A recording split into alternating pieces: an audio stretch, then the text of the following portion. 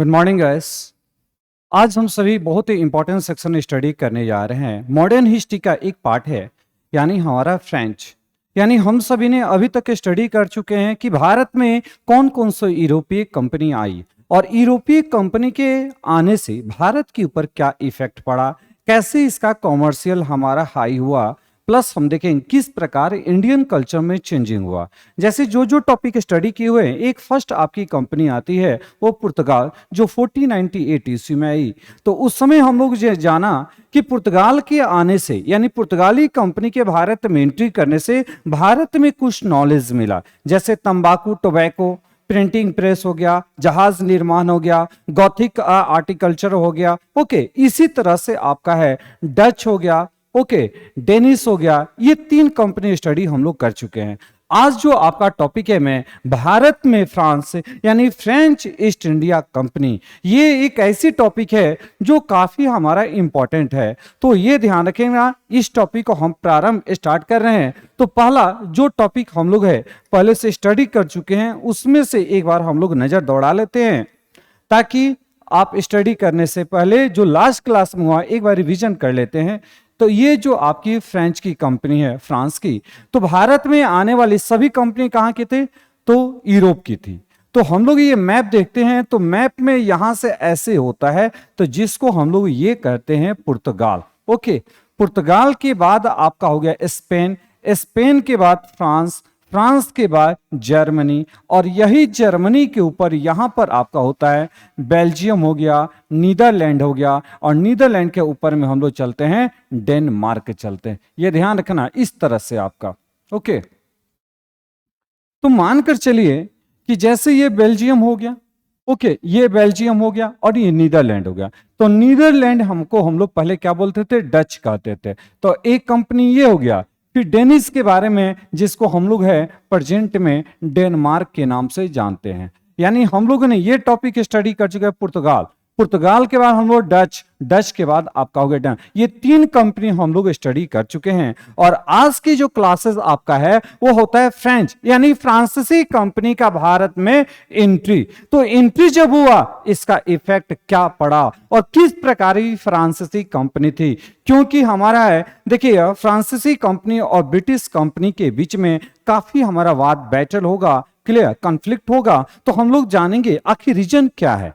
तो फ्रांसीसी कंपनी, तो पहले हम लोग फ्रांस, तो हम लोग कोई भी टॉपिक स्टार्ट करते हैं तो हम आपको बोले भी थे कि मैपिंग से उसको स्टार्ट कीजिए ताकि आपको आइडिया हो सके।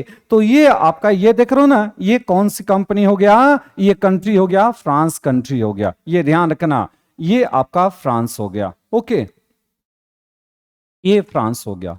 फ्रांस यूरोप का सबसे सेफ हमारी कंट्री कही आती है, क्योंकि चारों तरफ से ये लवा आपका है। इधर से मानकर चलिए यहां पर आपका माउंटेन आ गया, जिसको हम लोग कहते हैं ब्लैक फॉरेस्ट। ध्यान रखिएगा, ये एक आपका माउंटेन हो गया, ब्लैक फॉरेस्ट हो गया। फिर इस साइड में हम लोग यहां पर देख रहे हो इटली हो गया, ये इटली हो गया। ओके, इटली के पास जूरा हमारा हो गया, आल्प्स माउंटेन हो गया। ये सभी देखते हैं, ये चारों तरफ इस साइड से माउंटेन से घिरा हुआ। ओके, इसको हम लोग पढ़ते हैं पेरिनाज माउंटेन कहते हैं। और इस साइड में देखते हैं तो चारों तरफ क्या है? वाटर है। तो ध्यान रखना, तो ये जो फ्रांस हो गया ना, तो जस्ट इसके ऊपर में यहां पर कौन सी कंट्री है? तो यहां पर कंट्री है जिसको हम लोग कहते हैं यूके, यूनाइटेड किंगडम। यानी इसका हमारा हेड हो गया इंग्लैंड हो गया। ओके, और यूके और फ्रांस के बीच में ये जो पार्ट हो गया ना, इसको हम लोग कहते हैं इंग्लिश चैनल कहते हैं। ओके, तो हम लोग ने देखा कि आपका यूके और फ्रांस के बीच में डिवाइड करने वाली कौन सी वाटर बाउंड्रीज है, तो हम उसे क्या कहते हैं? इंग्लिश चैनल कहते हैं। ओके, तो इस प्रकार हमारा फ्रांस का, यानी यूरोप में इसका क्या स्थिति है, हम लोगों ने जाना। ओके, तो अब हम लोग स्टार्ट करते हैं। सबसे पहला, भारत में ये कंपनी कब आए थे? 1664, 1664 ईस्वी में। तो अब होता है कि जैसे 1664 ईस्वी में ये कंपनी आई, तो इस कंपनी का नाम रखा गया था कि ना, companies the Indus orientals. Okay, इस कंपनी का, फ्रांसीसी कंपनी का जिसमें भारत में व्यापार किया, इसका नाम था कंपनीज डेस इंडस ओरिएंटेस। ओके, इसीलिए ध्यान रखना, ये बहुत इंपॉर्टेंट। लेकिन अब होता है कि फ्रांस से पहले आने वाली भारत में कौन कौन सी कंपनी हो गई? पुर्तगाल हो गया। पुर्तगाल कब आई थी? 1498 ईस्वी में आई। ओके, सेकेंड हम लोग पढ़ते हैं तो ब्रिटिश हो गया, जो अभी तक हम लोग सभी ने ब्रिटिश के बारे में स्टडी नहीं किए हुए, ये 1600 हो जाएगा। डच हो गया जो 1602 ईस्वी में हो जाएगा। डेनिश हो गया 1616 ईस्वी में हो जाएगा। इसके बाद अब आपका यानी फ्रांस से पहले आने वाली ये सभी 4 कंपनी भारत में ऑलरेडी ट्रेड व्यापार कर रही थी, तो निश्चित है कि यहां से अब इनका एंट्री होगा तो काफी इनके लिए प्रॉब्लम की रहेगा, कंपटीशन बढ़ेगा। तो फ्रांस का हमारा रहेगा, लेकिन फ्रांस का सबसे बड़ा दुश्मन कहा जाता है वो आपका इंग्लैंड था, और भारत में एंट्री हो चुका था, लेकिन फ्रांसीसी कंपनी का एंट्री नहीं हुआ था। इसीलिए हमारा यहाँ के फ्रांस के राजा, जिसको लुई 14वां है, लुई 14 के नाम से जानते हैं, ये आपका हो गया लुई 14 हो गया। ओके, इसके बाद हम लोग स्टडी करते हैं फ्रांस के फाइनेंशियल मिनिस्टर, जिसको हम लोग कहते हैं कॉलबर्ट के नाम से जानते हैं। तो उन्होंने यानी इन दोनों का सपोर्ट था, इन दोनों चाहते थे कि जाइए भारत में ये हमारा है कंपनी स्थापित किए, कंपनी का एस्टेब्लिशमेंट कीजिए, जिससे भारत में भी हमारा है इनकम का सोर्सेज जनरेट हो सके। ओके, लेकिन जब भारत में आते हैं तो मेन इनका इनकम जनरेट नहीं करना था, मेन इनका था किसके साथ फाइट करना? तो ब्रिटिश के साथ फाइट करना, डच के साथ हमारा फाइट करने की यहां से बातें आएगी। ओके, तो ये समझ गए, ये बहुत इंपॉर्टेंट है, इसको याद कर लेना है। ओके, चलिए अब नेक्स्ट टॉपिक हम लोग देखते हैं। जैसे फ्रांस में इस कंपनी के आखिर स्थापना है, यानी पर्पस क्या था? Purpose of setting of this company. ये भारत में जब ये फ्रांसीसी कंपनी आई, इस कंपनी का मेन उद्देश्य था कि आपका है, देखिए, ब्रिटिश इंडिया कंपनी और डच, ये दो आता है। यहां से हम लोग पढ़ रहे हैं, ये ईस्ट इंडिया कंपनी हो गया। ओके, इसके बाद यहां डच हो गया। तो डच और ईस्ट इंडिया कंपनी के साथ हमारा क्या था? कंपटीशन, व्यापारिक स्पर्धा था, यानी हम लोग कहते हैं एक तरह के, यानी कंपटीशन यहां पर हाई होते जा रहा था। ओके, इसीलिए इस कंपटीशन में भाग लेने के लिए एक कंट्री आए, जिसको हम लोग कहते हैं फ्रांस। ये ध्यान रखना। अब हमारा जो ये कंपनी कैसी थी? तो ये कंपनी आपका एक सरकारी कंपनी थी। देखिए, अब एक्चुअली में क्या है, एक हम लोग लेते हैं, ये ब्रिटिश कंपनी हो गया, ये ब्रिटिश कंपनी हो गया, और एक होता है ये फ्रांस की कंपनी हो गई। क्लियर? यहां से जब हम लोग स्टडी, ये अब आपका है, ये गवर्नमेंट प्लस आपका है ये प्राइवेट था। ओके, सरकारी प्लस ये आपका है निजी कंपनी था, यानी एक तरह से मानकर चलना ये कॉम्बो कंपनी है। तो यहां से प्राइवेट व्यक्तियों का भी इंटरेस्ट है, क्योंकि उनका फंड लगा हुआ शेयर में उनका है, तो निश्चित वो चाहते हैं कि 100% यहां से कमर्शियल, यानी हमारे यहां से प्रॉफिट कमाना चाहते हैं। और ये आपका जो कंपनी है पूर्णतः ये गवर्नमेंटल कंपनी है, यानी फ्रांस के अंतर्गत जितने भी गवर्नर आए जो व्यापार करने आए, इस कंपनी का एस्टेब्लिशमेंट करने आए, क्लियर, डुप्ले को छोड़ाकर कोई ऐसे गवर्नर नहीं रहे जो फ्रांसीसी कंपनी का एक धर्म हमारा स्थापना कर सके।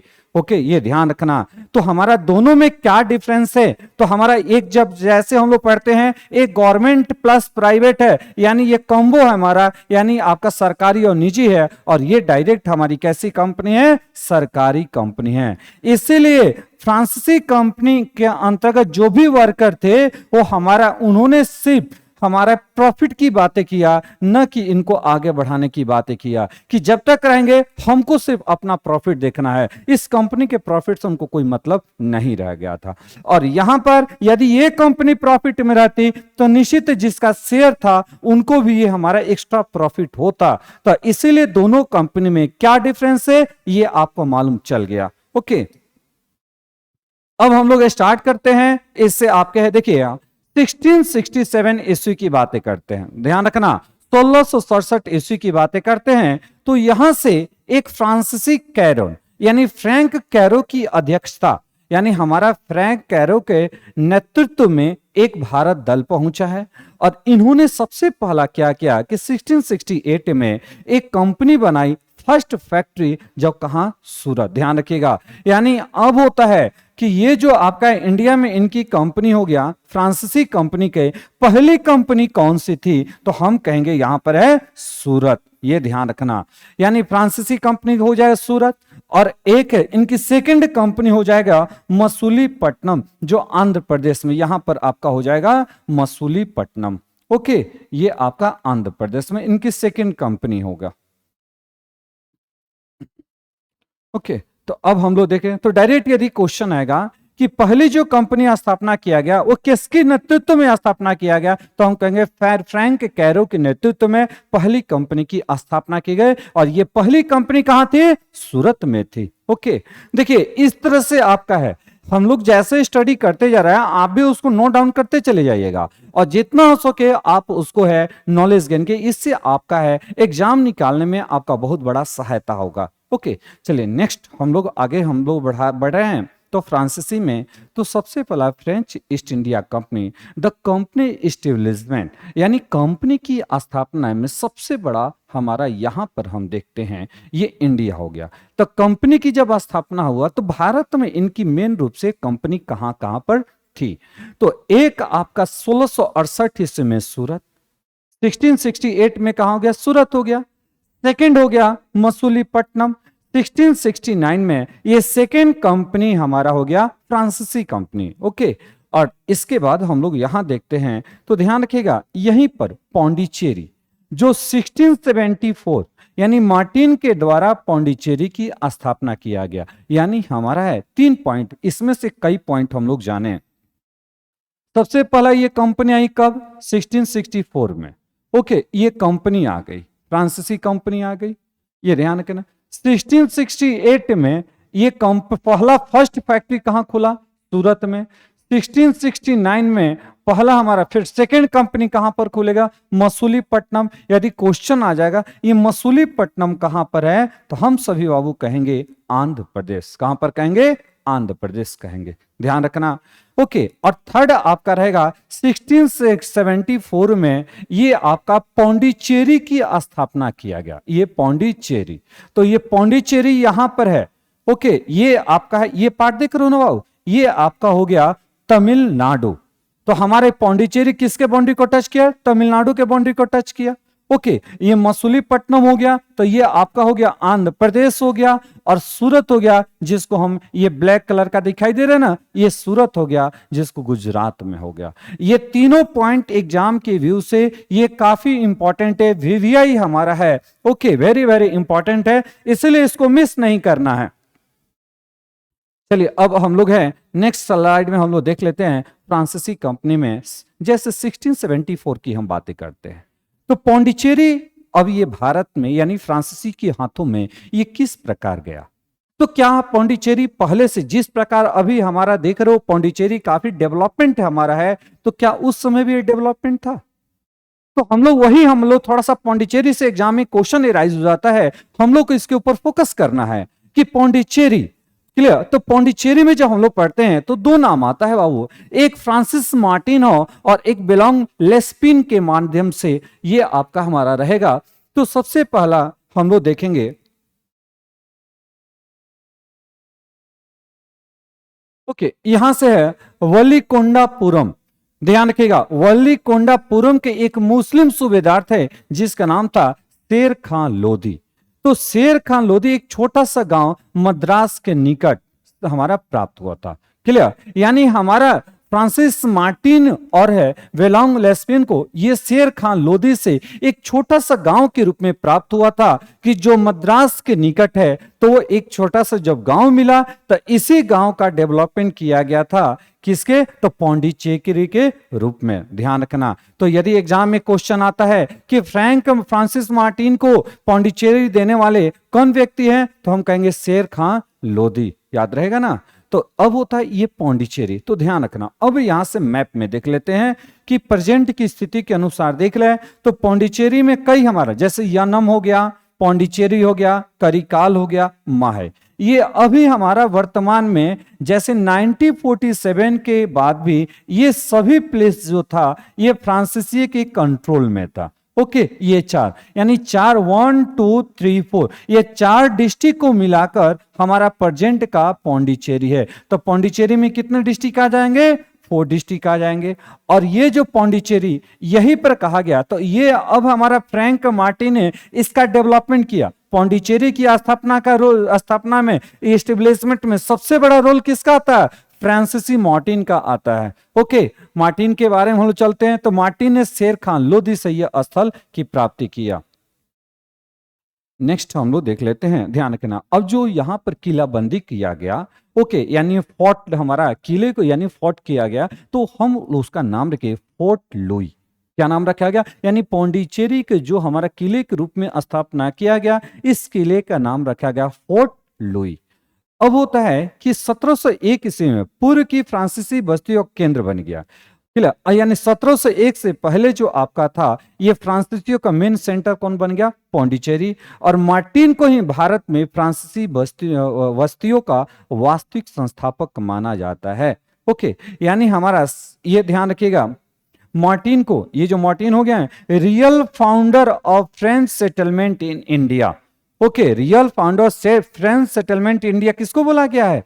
तो आपका बोला गया है किसको? फ्रैंक मार्टिन को बोला गया। यहां तक हम सभी ने स्टडी किया कि सबसे पहला ये आपका 1674 में पौंडीचेरी किसके नेतृत्व में? फ्रैंक मार्टिन के नेतृत्व में, यानी उसके हमारा रिप्रेजेंटेटिव का काम किए। और ये पौंडीचेरी एक छोटा स्मॉल विलेज था, जो एक बहुत बड़ा हमारा सिटी में इसका डेवलपमेंट किया गया।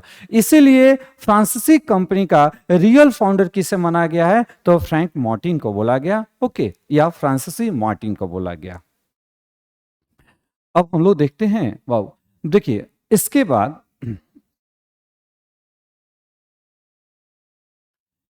बंगाल जो ये है ना, फ्रांसीसियों ने मुगल सुविधा शाइस्ता खां से भूमि के प्राप्त करके चंद्रनगर में हमारा एक केंद्र स्थापना किया। ओके, तो अब देखिए ये इंडिया हो गया। इंडिया में हम लोग चलते हैं, तो सबसे पहला है यहां पर बंगाल। तो निश्चित है कि बंगाल सबसे पहला हमारा है किसके कंट्रोल में गया था? तो यह ब्रिटिश के कंट्रोल में चला गया था। तो ब्रिटिश के कंपेयर करने के लिए यहां पर एक चंद्रनगर मिला। बंगाल में कौन सा मिला? चंद्रनगर। ओके, ये ध्यान रखेंगे ना, ये चंद्रनगर हो गया।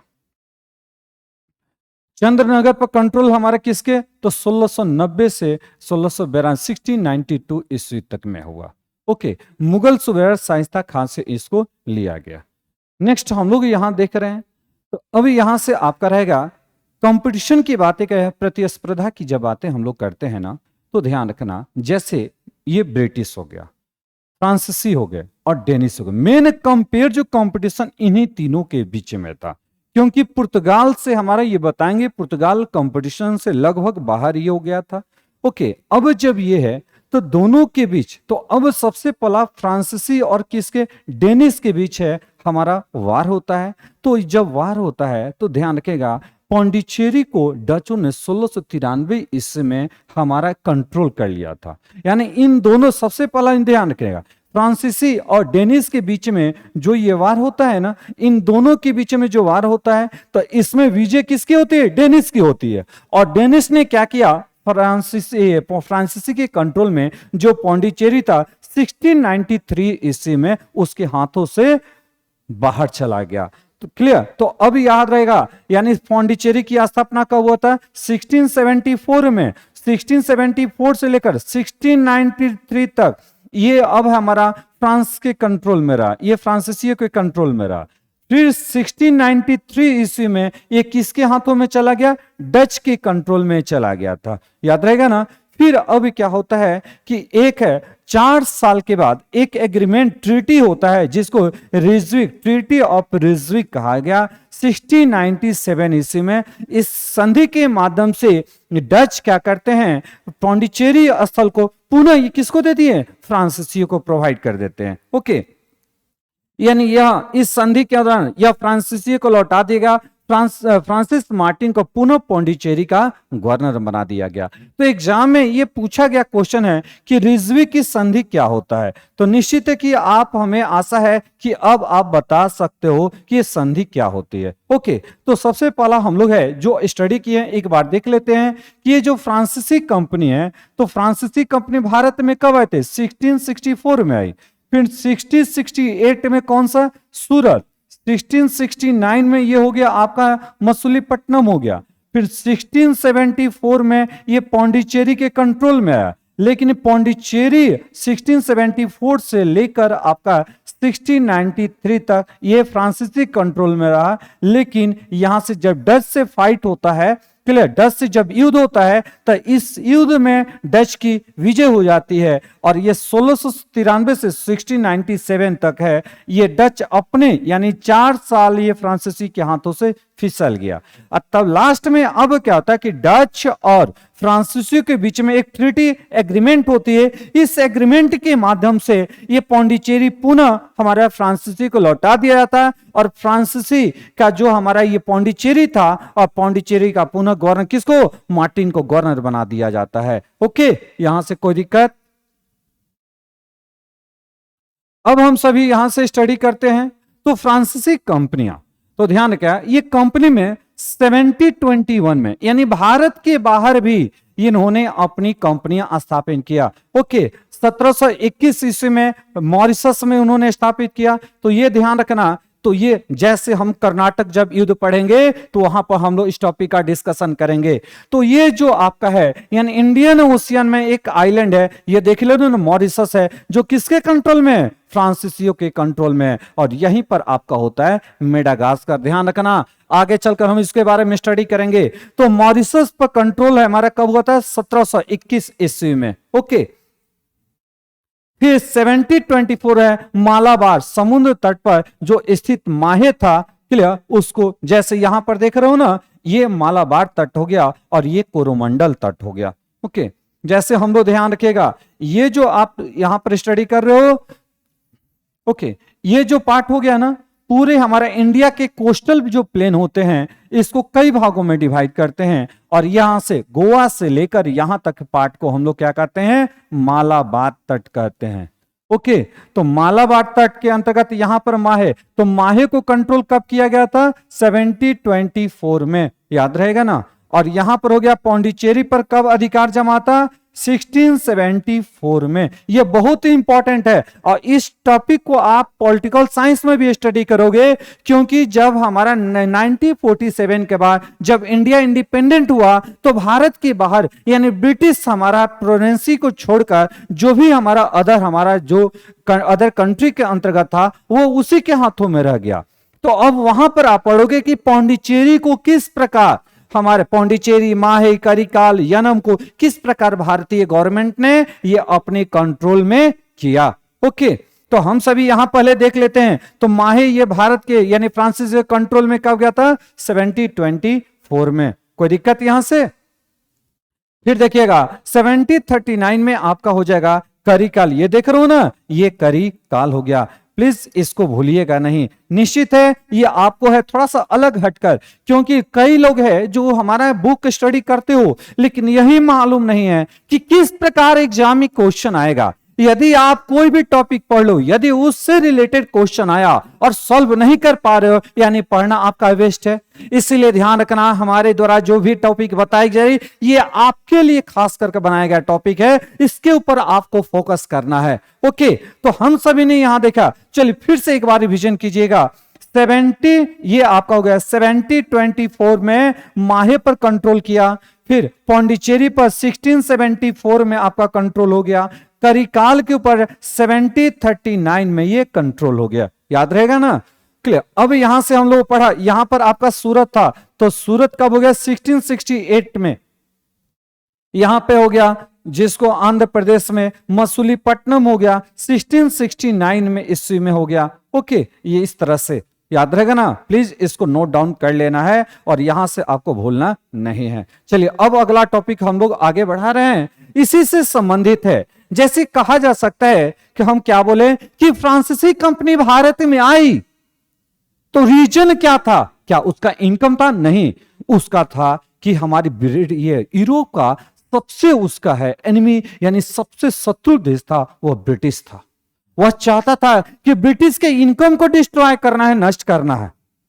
जैसे जैसे जहां जहां यानी हमारा ब्रिटिश की कंपनी ईस्ट इंडिया कंपनी जो है उसकी पहली कंपनी सूरत में खुली, तो इसीलिए हमारा ये आपका फ्रांसीसी कंपनी पहला कंपनी सूरत, सेकंड कंपनी उसका मसूलीपट्टनम, तो दोनों का सेकंड कंपनी कहां खुला, मसूलीपट्टनम है, आंध्र प्रदेश में है। ओके, ये ध्यान रखना। तो अब होता है इस एरिया को डेवलपमेंट करने के लिए, यानी भारतीय क्षेत्र को कंट्रोल करने के लिए किसके बीच कॉन्फ्लिक्ट होता है, किसके बीच संघर्ष होता है? तो फ्रांसीसी और ब्रिटिश के बीच है, क्योंकि रिजविक की संधि के बाद हमारा डच और फ्रांसीसी एक दूसरे के एरिया को छोड़ दिए और उन्होंने एक प्रण लिया कि अब हम किसी के एरिया में एंट्री नहीं करना, जहां है वहीं पर रहेंगे। ओके, तो अब हम टॉपिक स्टार्ट करने जा रहे हैं जिसको कर्नाटक युद्ध के नाम से, कर्नाटक वार के नाम से जानते हैं। ध्यान रखना, अब हमारा कर्नाटक वार, तो कर्नाटक के वार में जब हम लोग चलते हैं, ये किसके किसके बीच हुआ था? तो ये युद्ध हुआ था फ्रांसीसी और ब्रिटिश के बीच ये युद्ध हुआ। ओके, और ये कर्नाटक वार में यहां देखिएगा, पहले कर्नाटक वार से पहले हम लोग देख लेते हैं कि जो इनका कंपटीशन था किनके साथ था। देखिएगा, सबसे पहले यहां पर एक कंपनी आई जिसको हम लोग कहें, इस कंपनी आई 1498 ईस्वी में। ओके, और ये ब्रिटिश कंपनी आए थे 1600 ईस्वी में। तो पहला हमारा जब कंपटीशन हुआ था इन दोनों के बीच स्टार्ट हुआ, लेकिन ये वर्ड आ गया, यानी अब क्या होता है, पुर्तगाल की राजकुमारी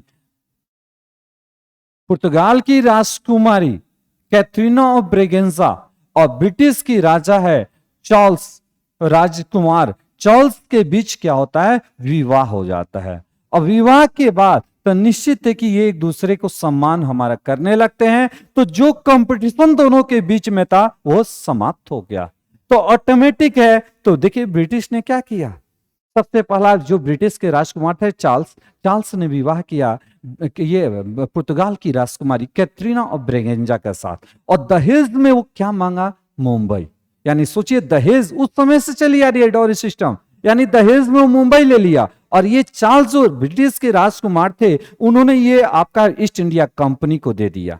ओके, यानी जो हम युद्ध में जीत नहीं सके वो हमारा क्या किया, दहेज में वो ये जगह को ले लिए। ओके, और इस प्रकार इस विवाह के बाद दोनों के बीच जो कॉन्फ्लिक्ट था वो समाप्त हो गया। नेक्स्ट हमारा आया डच, जिसको हम डेनिश के नाम से जानते हैं। तो ये ध्यान रखें, इन दोनों के बीच वेदरा का युद्ध हुआ था। वेदरा के युद्ध के बाद हमारा सभी ये जो कंपनी थी डेनिश कंपनी, अपने किसके हाथों में बेच दिया, ब्रिटिश के हाथों में। तो निश्चित है ये हमारा बाहर हो गया, अब ये बाहर हो गया। ओके, यानी हम सभी ने देखा, तो ये कंपनी देखिए, ये कंपनी हट गई, इनके साथ कंपटीशन नहीं रहा, ये भी कंपनी हट गई, यानी वेदरा के युद्ध में, ये जो वेदरा का युद्ध हुआ था ये भी हमारा युद्ध में हार गया, तो ये कंपटीशन से बाहर हो गया। ओके, और स्वीडिश है 1731 में आया, और ये भारत में इतना हमारा यूरोपियन कंपनी के बीच में कंपटीशन था, ये भी अपने आप को बाहर कर लिया। तो अब ये सोचिएगा कि आप खुद सोचिए, आखिर किनके बीच अब बच गया कौन, ब्रिटिश, और एक बच गया फ्रेंच कंपनी। अब दोनों में हमारा कंपटीशन होगा, और इसी कंपटीशन में जो वार होगा उसको हम लोग कहते हैं कर्नाटक वार। क्या बोलेंगे, कर्नाटक वार कहते हैं, याद रहेगा ना। ओके, तो हम सभी ने सभी टॉपिक के बारे में हम सभी यहां पर स्टडी कर चुके हैं कि हाँ कौन कौन सी कंपनी कब आई थी। हमें नहीं लग रहा है कि आपको यहां से कोई प्रॉब्लम होना चाहिए। ओके, चलिए अब आपका हम लोग है नेक्स्ट इस टॉपिक को आगे बढ़ा रहे हैं। तो सबसे पहला एक होता है कर्नाटक।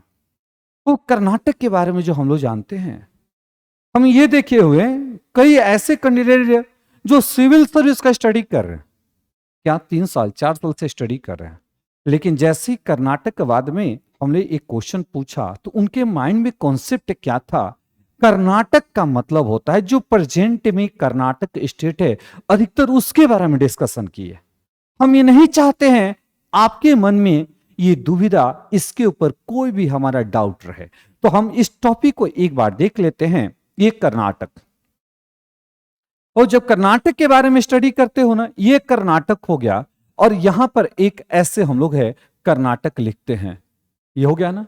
एक्चुअली में वर्तमान का कर्नाटक ये है, ध्यान कीजिएगा, प्रेजेंट में कर्नाटक ये है, क्लियर। तो अब यहां से पढ़ते हैं, जैसे ये महाराष्ट्र हो गया, ये आपका केरला हो गया, ये तमिलनाडु हो गया, यहां आंध्र प्रदेश हो गया, और यहां पर क्या हो गया, गोवा हो गया। देख रहे हो ना, प्रेजेंट का कर्नाटक ये है।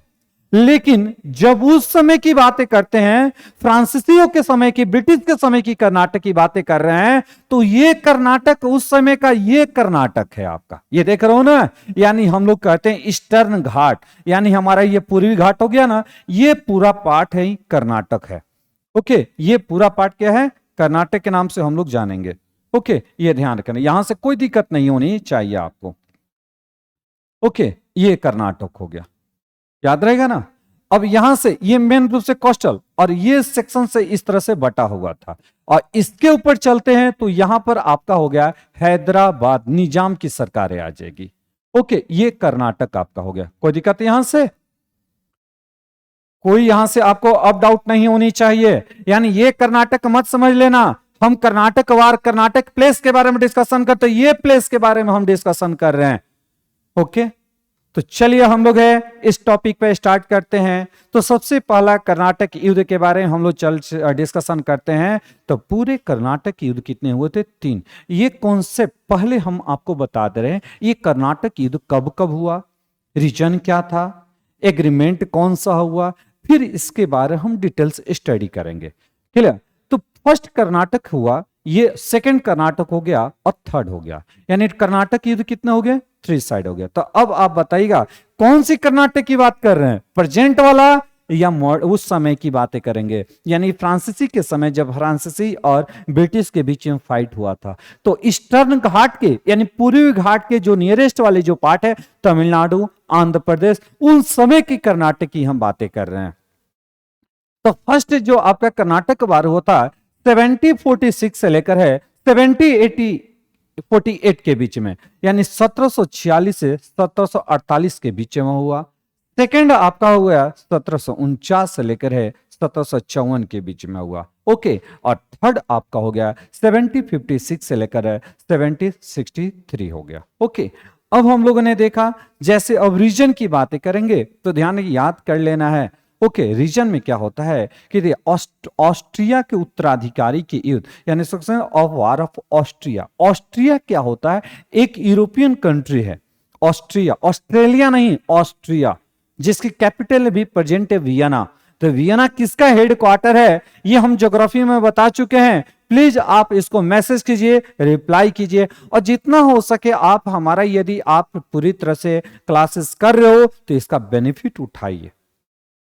ध्यान रखना, इससे बेहतर आपकी क्लासेस नहीं हो सकती है, क्योंकि हम आपके माइंड को देखते हुए कि आपको प्रॉब्लम कहां पर हो सकता है, किस टॉपिक में आपको याद करने के लिए परेशानी हो सकती है, उसको आपके नॉलेज के यानी मैपिंग के थ्रू, ग्राफिकल थ्रू से हम लोग स्टडी कर रहे हैं।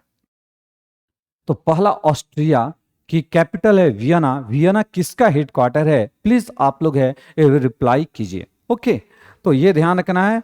फिर हम लोग इस टॉपिक में स्टडी करते हैं, तो यहां पर आपका आ जाएगा हैदराबाद, यानी सेकंड का रीजन है हैदराबाद और कर्नाटक के बीच में जो कंट्रोवर्शियल आपका हुआ था, उस कंट्रोवर्शियल के कारण आपका है ये आपका सेकंड कर्नाटक वार हो गया। और थर्ड हो गया बाबू, जिसको सप्तवर्षीय 7 इयर्स वार ऑफ रिपेयर, यानी यूरोप में लगातार फ्रांस और आपका है ब्रिटिश के बीच में 7 इयर्स तक जो वार हुआ, उसका इफेक्ट यहां पर पड़ रहा था।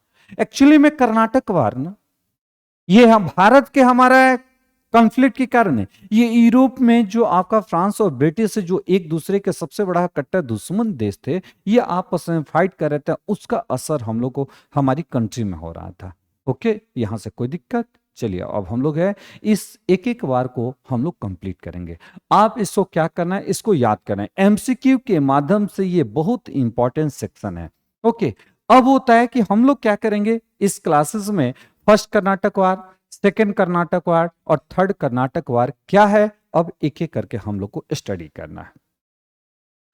ओके, अब इसका रिजल्ट क्या हुआ, जैसे ये सब तो वार हो गया, ये रीजन था कि आखिर क्या रीजन था इन कर्नाटक का, और परिणाम रिजल्ट के बारे में स्टडी करते हैं। तो यहां पर एक रिजल्ट होता है एक्सला-सापेल संधि, ट्रीटी ऑफ एक्सला-सापेल हो जाएगा। ओके, इस सापेल संधि के माध्यम से ये वार हमारा स्टॉप हुआ।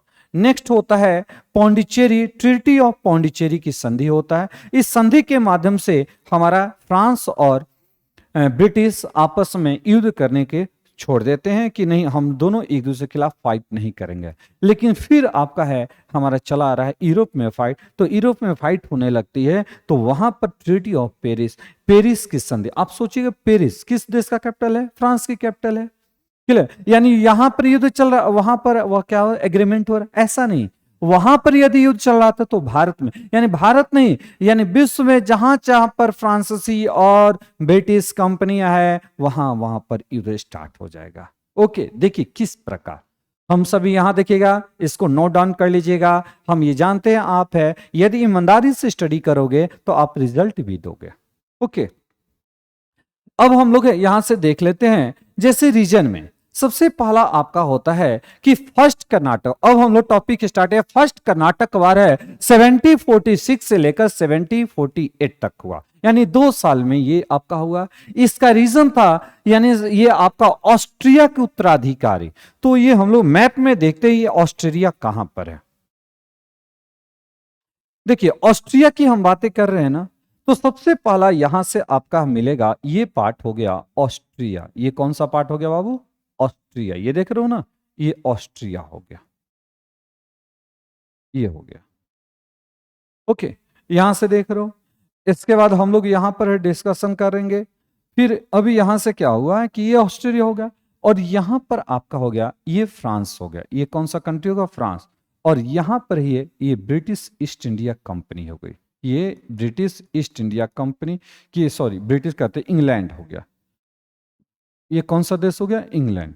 लेकिन अब होता है कि सभी कंट्री ये दोनों चाहते थे कि हमारा कंट्रोल किसके ऊपर है? ऑस्ट्रिया के ऊपर है। और ये हम लोग क्या करेंगे, जब ऑस्ट्रिया ये हो गया ना, इसके बारे में पूरा डिटेल्स है जब हम वर्ल्ड हिस्ट्री स्टडी करेंगे। ओके, वहां पर हम देखेंगे आखिर ये ऑस्ट्रिया के उत्तराधिकारी को लेकर फाइट होने का मेन रीजन क्या था। अभी हम लोग इंडिया के बारे इंडियन हिस्ट्री पढ़ रहे हैं, इंडियन मॉडर्न हिस्ट्री पढ़ रहे हैं, तो निश्चित है कि हम नहीं चाहते कि इस लाइन से अभी हटे। ओके, अब होता है कि ये ऑस्ट्रिया हो गया, इसमें उत्तराधिकारी को लेकर जो फाइट चल रहा था और इसका असर आपको कहां देखने को मिला? इंडिया में। ओके, जब इंडिया में हुआ तो ध्यान रखिएगा, तो अब वही ऑस्ट्रिया को उत्तराधिकारी के 1740 से चल रहा था और लगातार चल रहा था। इसका असर भारत में 1746 में हुआ। एक स्टेटमेंट है, ध्यान रखिएगा, एक फ्रांसीसी जो आपका फिलोसफर थे उसका नाम था वॉल्टेयर। उसका नाम क्या था? वॉल्टेयर। वॉल्टेयर के द्वारा स्टेटमेंट क्या है कि अपने देश में छोड़ गए तोप, यानी जो हमारी कंट्री में तोप छोड़ा उसका असर, जो हमारा गोला था उसका असर अमेरिका और एशिया में हमारा क्या हुआ, कई देशों के ऊपर इसका इफेक्ट पड़ा, यानी उसका तोप खाने में माचिस लग गया, यानी हमारा वहां पर इसका असर दिखाई दिया। ये किसके द्वारा बोला गया? वॉल्टेयर के द्वारा। ओके, कि हमारे जब कोई भी, जब यूरोप में ब्रिटिश और फ्रांसीसी के बीच में फाइट होता है तो जहां जहां पर ये दोनों कंपनी है ऑटोमेटिक बिना कोई रीजन के भी वहां युद्ध प्रारंभ हो जा रहा है। याद रखना, फर्स्ट कर्नाटक वार, इसका रीजन क्या था? ऑस्ट्रिया के उत्तराधिकारी को लेकर जो 1740 में वहां प्रारंभ हुआ था उसका असर भारत में देखने को मिला। ओके, अब होता है फर्स्ट कर्नाटक वार के बाद जब हम लोग स्टार्ट करते हैं तो यहां से हम लोग देख लेते हैं। और ये ध्यान रखिएगा, ये जितने भी आप ग्रीन कलर का दिखाई दे रहा है ना, ये टोटल क्या है? सॉरी, ये क्या है? कर्नाटक है, इसीलिए आपको लिखे हुए है। और प्रेजेंट की कर्नाटक की बातें इधर हम लोग करेंगे। ओके, तो ग्रीन दिखाई दे रही है सभी क्या है? कर्नाटक हो गया। ओके, अब यहां से हम लोग स्टार्ट करते हैं इंपॉर्टेंस कर्नाटक युद्ध। तो कर्नाटक के बारे में जो हम डिस्कशन कर रहे हैं, तो कर्नाटक के पहले हम पोजीशन देखेंगे। ये कर्नाटक जो हो गया ना बाबू, ये कोरोमंडल, कौन सा हो गया? कोरोमंडल हो गया। ये जो आपका पार्ट हो गया ना, ये कोरोमंडल तट के किनारे वाला प्लेस हो गया, इसको कहते हैं कोरोमंडल तट। याद हो जाएगा ना। तो कर्नाटकवाद किसके किनारे होता है? कोरोमंडल। और इसे कहते हैं मालाबार। क्या कहेंगे? मालाबार तट कहते हैं, मालाबार कोस्टल प्लेट कहते हैं। ये हो जाएगा ना। देखिए, ये कोरोमंडल हो गया और ये क्या हो गया? मालाबार हो गया। कोई दिक्कत यहां से? अब ये जो आप दिखाई दे, इसी के किनारे जो फाइट होगा उसको कर्नाटक युद्ध के नाम से हम लोग जानेंगे। यहां पर देख रहे हो, जैसे त्रावणकोर का नाम सुनेगो ना, उस समय ये केरल नाम को क्या होता था, त्रावणकोर के नाम से जाना जाता था। ओके, यहां पर आपको मिल जाएगा, ये देख रहे हो, ये सभी छोटे छोटे आपके कई हमारे कंपनी मिलेगा। यहां पर आपको मिल जाएगा मद्रास मिल जाएगा। ओके, तो हम लोग इस टॉपिक के ऊपर सबसे पहला डिस्कशन करना अब स्टार्ट करते हैं हम लोग। यानी उस समय की जब हम बाबू बातें कर रहे हैं, 18वीं सेंचुरी की बातें हैं। कोरोमंडल तट की भूमि के कर्नाटक के नाम से जाना जाता था। पहला ये हो गया ना, कोरोमंडल तट की भूमि, यानी अंटिल द ये 18th century the land of the Coromandel coast was known as the Karnataka. क्या हो जाएगा, कर्नाटक हो जाएगा।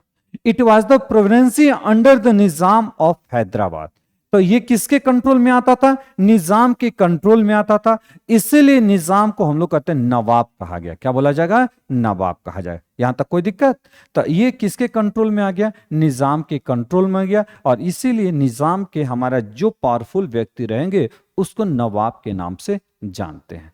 हो गया यहां तक कोई दिक्कत? चलिए अब हम लोग देख लेते हैं फर्स्ट कर्नाटक वार में। तो फर्स्ट कर्नाटक वार में जैसे ये प्लेस है, प्लीज इस मैप को आपको माइंड में बैठा लेना है। ओके, तो यहां से चलते हैं। सबसे पहला हम लोग वार के पन्ने तो उस पोजीशन का, जैसे मद्रास हो गया, पौंडीचेरी हो गया, कर्नाटक हो गया, ये किसके कंट्रोल में था, ये भी हमें जानना मस्ट है। देखिए फर्स्ट कर्नाटक वार का आपको अब रीजन समझ में आएगा।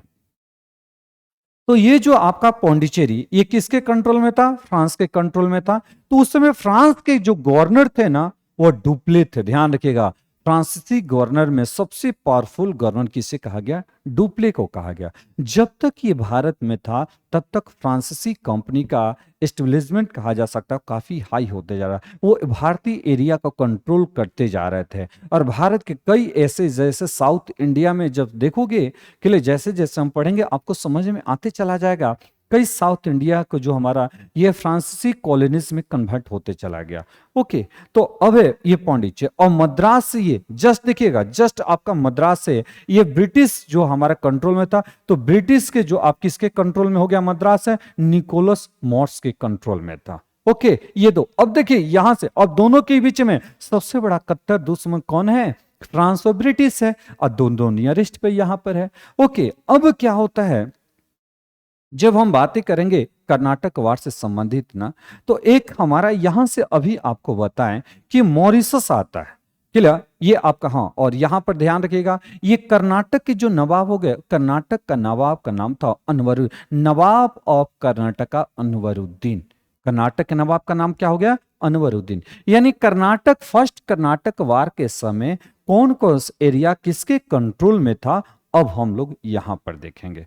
ओके, फिर इसके बाद क्या होता है, जब हम लोग यहां देख रहे हैं देखिए अब होता है कि जो डुप्ले था वह चाह रहा था कि मद्रास को कंट्रोल कर लिया जाए, क्योंकि अपने एरिया को क्या करना, इंक्रीज करना चाह रहा था, फ्रांसीसी कॉलोनीज को बढ़ाना चाह रहा था।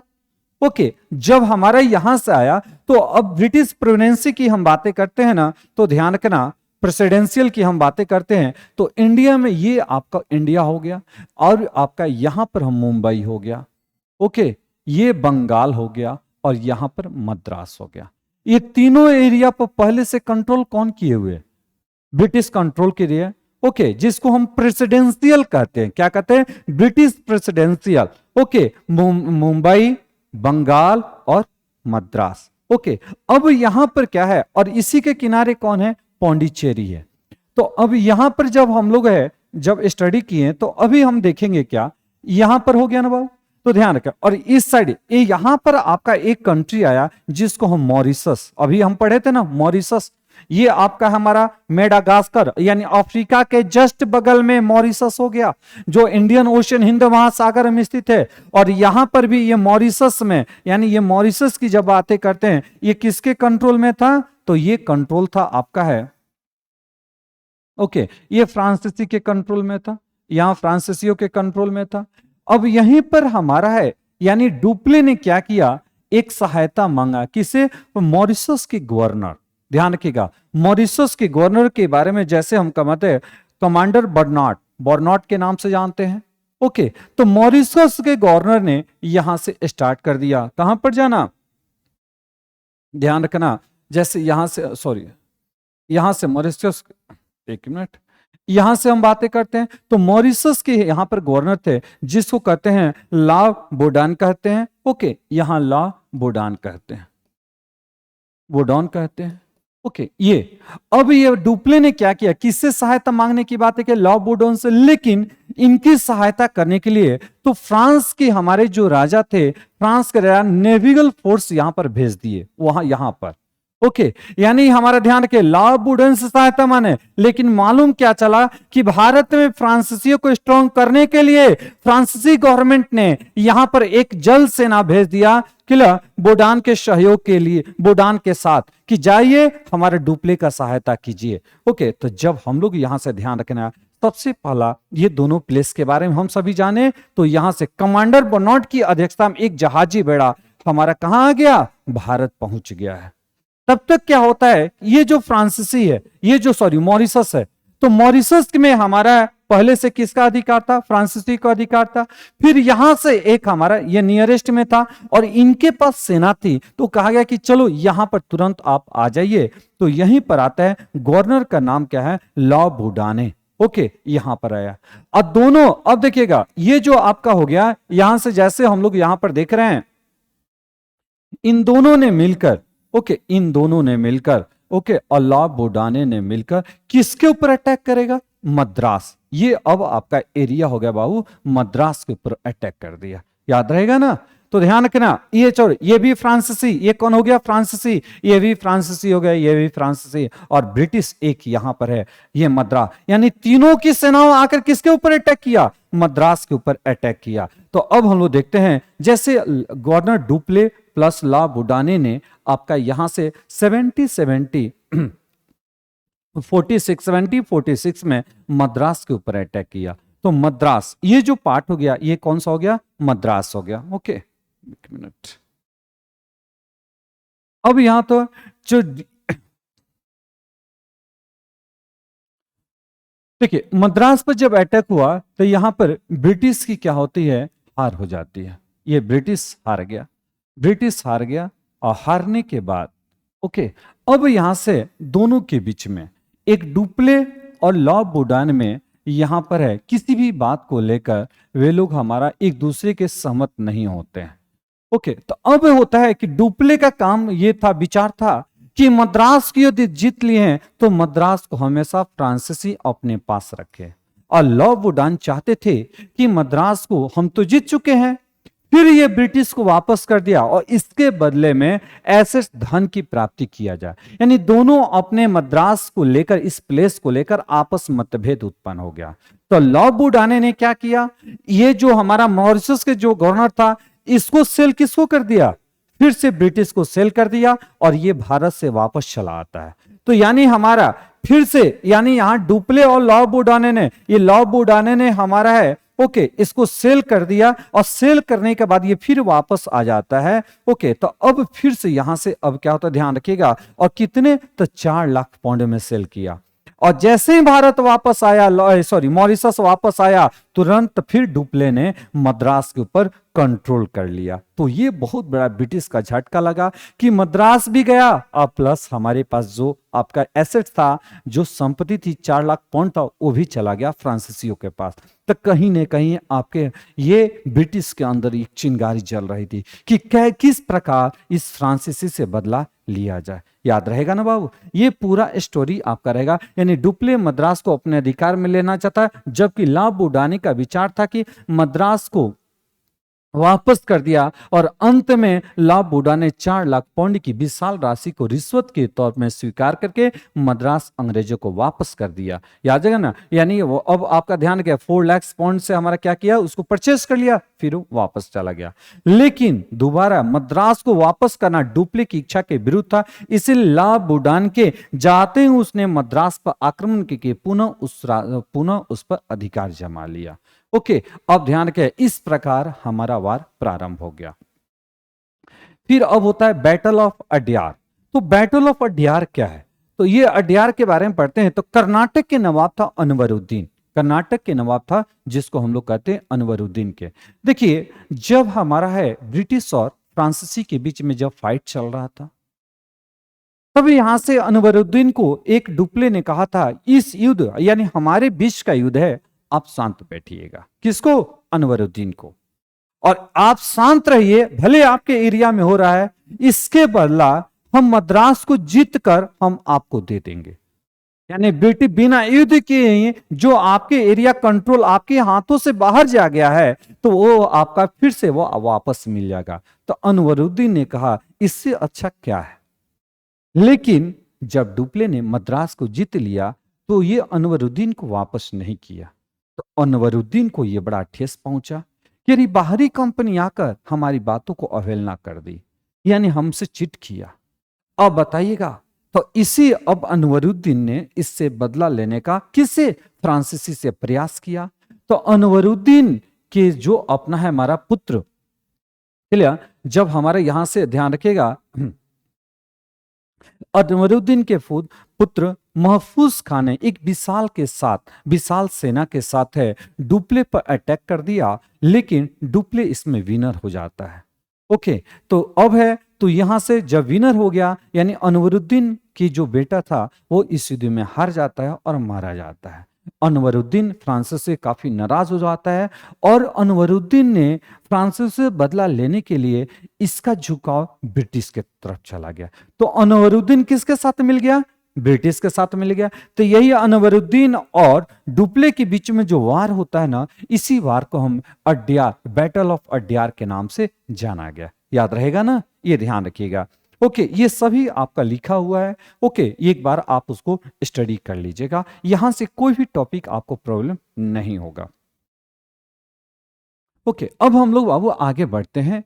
तो इसमें देखते हैं क्या, जैसे जब वार हो गया, ये सभी सही हो गया, तो आपका है मालूम क्या चला कि युद्ध के समय हमारा जब यूरोप में युद्ध चला था ब्रिटिश, वहां पर युद्ध समाप्त हो गया। तो वहीं पर एक संधि हुआ जिसको एक्स-ला-शापेल के संधि कहा जाता है। ये संधि एग्रीमेंट कब हुआ? 1748 में हुआ। ओके, अब इस संधि में हम लोग जब चलते हैं तो ध्यान रखिएगा, यूरोप में 1748 में दोनों देशों के बीच एक्स-ला-शापेल की संधि हो गया और यूरोप में युद्ध समाप्त हो गया। इसका परिणाम हुआ कि भारत में युद्ध क्या हो गया? समाप्त हो गया। हम पहले भी कहें, ये भारत का युद्ध नहीं था, ये यूरोप का युद्ध था। ओके, अब होता है इस संधि के अनुसार है ध्यान के अंग्रेजों को भारत में मद्रास और फ्रांसीसी के उत्तरी अमेरिका में लुइसबर्ग पुनः प्राप्त हो गया। ओके, तो अब एक्स-ला-शापेल के संधि का इफेक्ट ये रहा कि जो ब्रिटिश के, यहां देखिए, ये जो इंडिया हो गया ना, ये मद्रास से हमारा ये हो गया, ये मद्रास था कि डुप्ले के फ्रांसीसी के कंट्रोल में चला गया था। तो फ्रांस ने पुनः हमारा ब्रिटिश को वापस कर दिया और इसके बदला में हमारा फ्रांसीसी ने नॉर्थ अमेरिका में जो लुइस वर्ग था वो प्राप्त किया। तो इसका असर ये देना आपको जरूरी था ताकि आप समझ सको कि हमारा नॉर्थ अमेरिका में भी फ्रांसीसी ब्रिटिश रह रहा है, एशिया में भी फ्रांसिस से ब्रिटिश रहे, यूरोप में भी फ्रांसिस, यानी हमारे सभी कॉन्टिनेंट जहां जहां पर है, ये दोनों देश आपस में फाइट कर रहे हैं। और इस प्रकार फर्स्ट कर्नाटक वार समाप्त हुआ। ओके, यहां से कोई दिक्कत? तो हम सभी ने यहां पर स्टडी किया कि किस प्रकार हमारा ये कर्नाटक का वार हुआ। ओके, अब हम लोग चलते हैं, ये कौन सा? सेकेंड कर्नाटक वार 1749 से लेकर है 1754